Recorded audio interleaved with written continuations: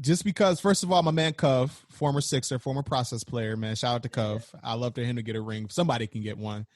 But Houston, I think Westbrook scares me. Because like last night was just like a good reminder of why KD left OKC, why Paul George demanded a trade, why, you know what I'm saying? Like at some point, I think people have to realize Westbrook, how much of a toxic player that he can be.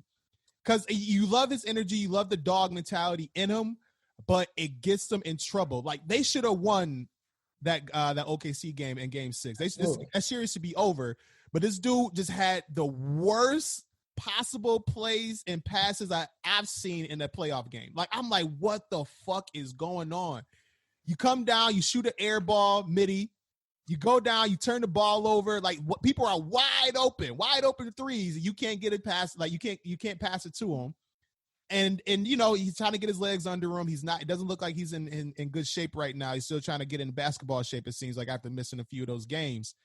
And I'm just one of those people right now. If I'm a Houston Rockets fan, I'm absolutely terrified going into this Game 7 because Westbrook is such a wild card right now. You don't know what you're going to get out of him. Westbrook, to end the regular season before the pandemic has shut everything down, if that Westbrook shows up, this OKC series is going to be over. Houston should win it, and then Lakers are in trouble because that Westbrook was balling. If the Westbrook right now that's playing shows up for the rest of these playoffs, Houston they probably not only will lose this game, but if they do win it, they go to play the Lakers should handle them easily. Yeah, and so this is another very confusing thing for me. Both MJ and Kobe said, who reminds you more? And they both mentioned Westbrook. And I get it. I get, like, the dog. But we've seen him so many times get into those late-minute situations and unravel.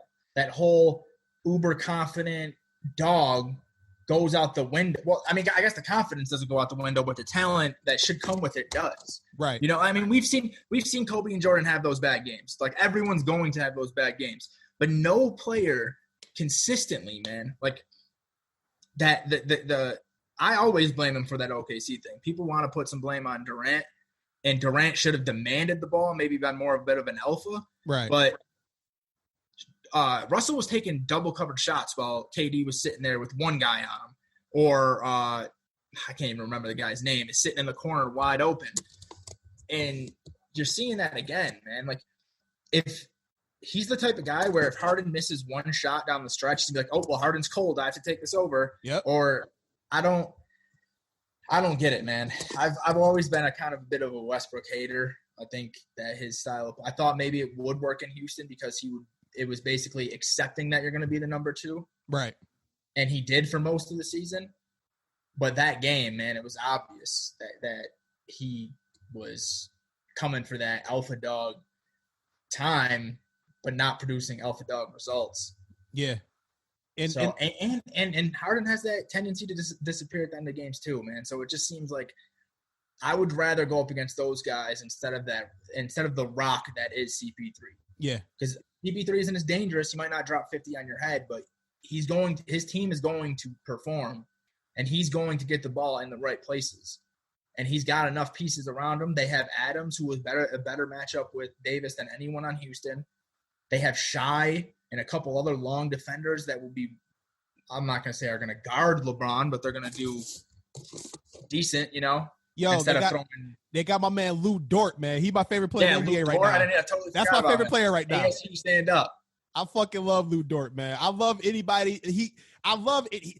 OKC, he's one of those players that like every championship team needs. They need that dog player that when the coach is asking, yo, who's going to guard the toughest assignment, he's the first person to raise his hand. Like, you need that player, man. I fucking love Lou Dort. Dude, I hated Lou Dort as an ASU fan. I was so excited when we got him, right? And it's not his fault. It's not his fault. He came in as the highest prospect of all time, like even over Harden, or he might have been right under Harden, that ASU ever got. And we have this dude, Remy Martin, who's a small dude, but he runs the offense, perfect college basketball player who's not going to go pro. And Hurley was just obsessed with Dort, and he would run our offense through him. And Dort doesn't have ball handling skills. He can't shoot. and he would gun. He reminded me of Westbrook, man. And we lost so many games because of that, but he was always great on the defensive side. So he goes to OKC, and since they're not using him offensively, he's not frustrating me, but he's still doing that defensive things that I actually did like about him when he was at ASU. And he's just putting all his energy, and he's just got he's the perfect 2-guard right now. If you need a 3-and-D guy, because he's kind of cleaned up his 3-point shooting. Perfect 2-guard. Unsigned, undrafted free agent, man. OKC got a gem. Yeah, it's crazy because they're the only 2 ASU players in the NBA right now. James Harden and the only guy who's been able to cover him.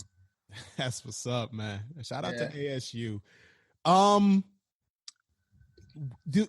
Real quick, just to touch on the Eastern Conference, and I want to talk about the sweep that the Boston did on my Sixers. Love it. Yeah, I don't like. Where do we go from here, man? Like, if like, I don't know. Like, my Sixers, are we done? Like, is it a wrap? Is it do we need to break up the Embiid Simmons combo? Like, what's going on? Let me get your thoughts. I hope it's a wrap, man. I had to deal with so many. This is the only sport. NBA is the only sport where I'd be happy to see Boston sweep anyone. Like, and I just had to deal with you're good, but I've had to deal with so many obnoxious 76ers fans in my life that they just are my most hated team. Dude, I cannot stand the 76ers. But unfortunately, I don't think you guys are done. I think the way the Brett Brown situation, I think it's very similar to Dwayne Casey, in that they were both great at building teams, and I don't know how much – you know better than me. How much power did Brown have when it came to drafting guys? Brown had he had the one season where he was the acting GM when we had the whole Burnergate situation going on with Colangelo. And, yeah, that shit was weird. So then he was the acting GM for that draft. That's the draft that we had number 10. We took Mikal Bridges. We traded that pick for Miami's first round pick in 2022 or whatever. And then also Zaire Smith, you know, he's still young enough to hopefully pan out, but hasn't worked out so far. Well, Mikal Bridges is the actual rotation player. Yeah. So he did that decision. That was the whole, we're going star hunting off season. And we wind up with trading for Jimmy Butler and Tobias Harris. And then Elton Brand goes out and gives $100 million to Al Horford and $180 to Tobias Harris. So, oh man, yeah. That's you guys are in cat purgatory, man. We fucked ourselves.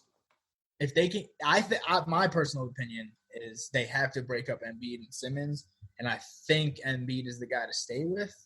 But they both just have these huge, glaring weaknesses that are keeping them from being.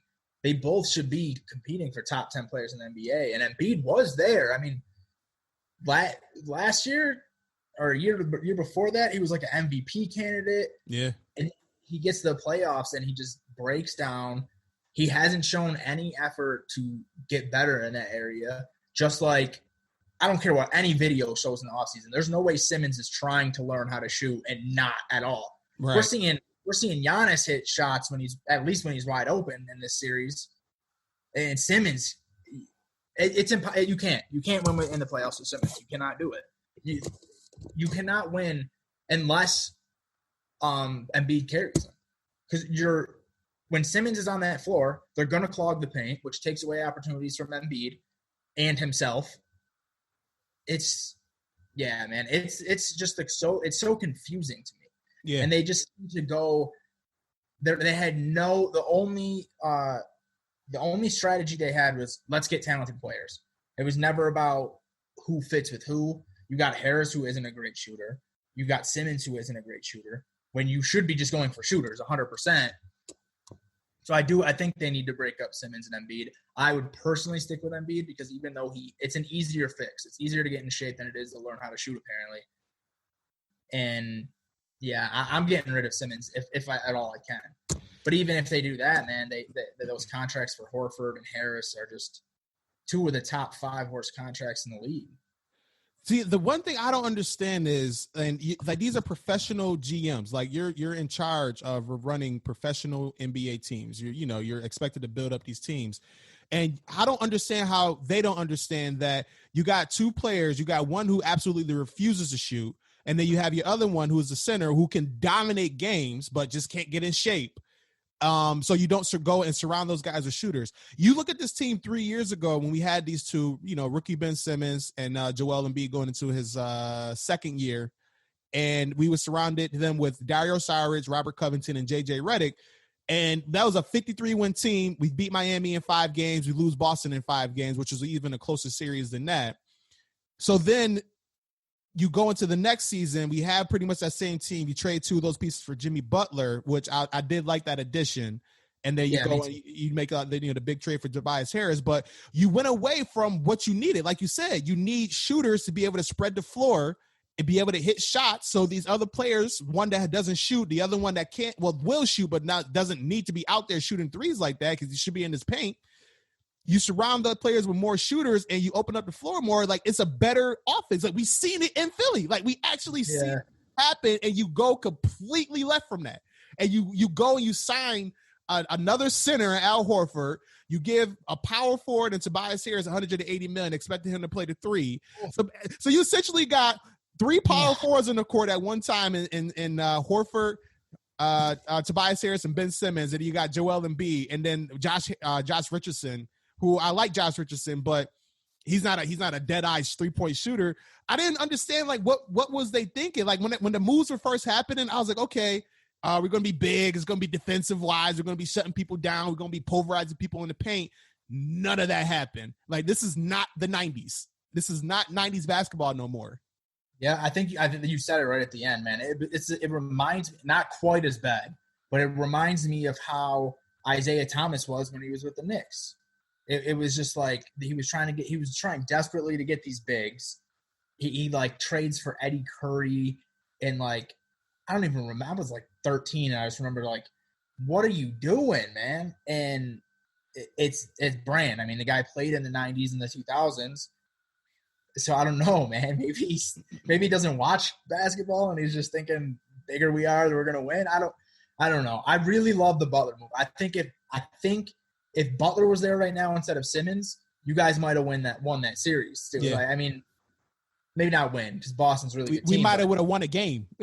Yeah, we might have pushed to 6 or 7. Like, I think that has just been a very good thing in the history of the NBA. You get a great big man, great perimeter scorer.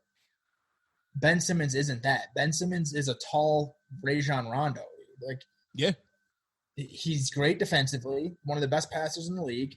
And then what? He's going to get you some rebounds because he's 6'9", playing point guard. But they need to stop the Ben Simmons point guard hype, because I get it. He has ball skills. He's able to dribble. He's able to push the break. He's not a point guard. Like, he's a power forward that can handle the rock. He's Lamar Odom, except better. He's a better version of Lamar Odom that doesn't shoot. Lamar can shoot, though. Exactly. That's what I'm saying. Like, the man refuses to shoot. Like, you see all these off-season videos, and I'm done with them. I'm done with, like, and I know they're gonna come out and when the season goes on hiatus again. And I know he's going to be shooting threes, and everybody's going to get hyped up. I'm not falling for it. And people lose their fucking exactly. Mind. I'm like, I'm not falling for it no more, man. This shit is bullshit. And then it's not the video in, man. I'm gonna go to a local YMCA, just hit 1 3, and just send it to Philly. Fucking nuts. But yeah, they need to. And it wasn't just Elton Brand; it was the whole front office. Like that whole front office needed to go, and they just fired Brett Brown. They kind of use him as a scapegoat. So we'll see what happens there, man. But yeah, I'm not feeling too hot about my Sixers. I do. I agree too. I agree. Yeah. I got away from the point, but I think it's similar to kind of how Casey was in Toronto. I think he was a good coach. But he just wasn't great. Yeah. He wasn't going to get the full potential out of that team, and you got to be willing to make that risk. Even if you are a playoff team, even if you won 60 games, it doesn't matter if you think your coach and everyone complained at the time, but look at Nick Nurse, arguably the best coach in the league, right? Who's taking less talented teams, mind you, or at least kind of close to talented teams that Casey had, and he's taking them farther into the playoffs. But yeah, I think you guys are going to be better next season if they can find a good coach, if they can find their Nick Nurse or their Steve Kerr to change that offense a little bit, maybe. Yeah. I just can't see a world where you